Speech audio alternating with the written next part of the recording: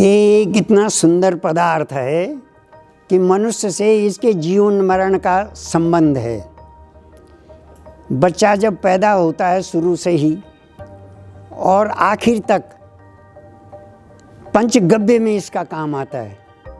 जब बच्चा पैदा होता है उस समय भी, और इसके बाद जब आप मौत की घड़ी में चला जाता है तब भी पंडित जी उसको संस्कार के लिए शहद का इस्तेमाल करते हैं। और इसका जीवन मरण का साथ है इसका। तो अगर मधुमक्खी का शहद, अगर आदमी इसको अच्छे ढंग से पाले, उनसे प्रेम करे तो मधुमक्खियाँ काटती नहीं हैं। काटती तभी हैं जब उनको लूटते हैं। उनके भरोसे छोड़ दिया, भाग के शहद तो ले लिया, उनके बच्चे मार दे और उनको तब वो काटना डंक मार देती हैं।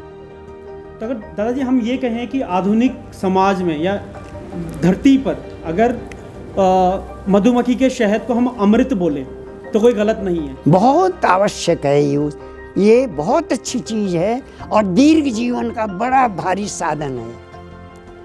ये इसके जो पोलन ग्रेन्स हैं वो खून में मिल करके डाइल्यूट हो करके, और जितने भी ये जीवन को आगे बढ़ाने वाले तत्व हैं उनसे आगे प्रेरणा देता है।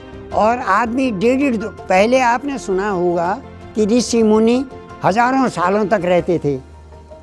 उसका कारण क्या था कि वो जंगलों में रहते थे और वहाँ मधुमक्खियाँ पालन करते थे, और उसके शहद के साथ, उनका दूध के साथ में जिस पदार्थ में भी खाया जाता है उससे 4 गुना शक्ति बढ़ा देता है।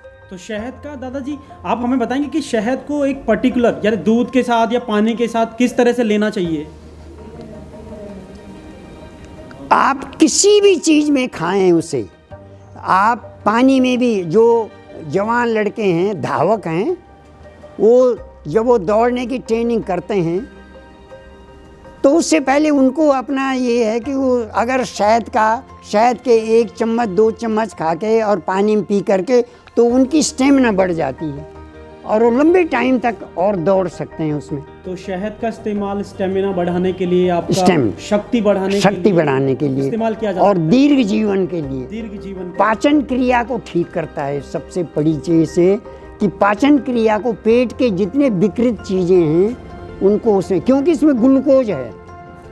और आपने सुना होगा कि कोई भी मेजर माइनर ऑपरेशन होते हैं तो ग्लूकोज चढ़ाया जाता है।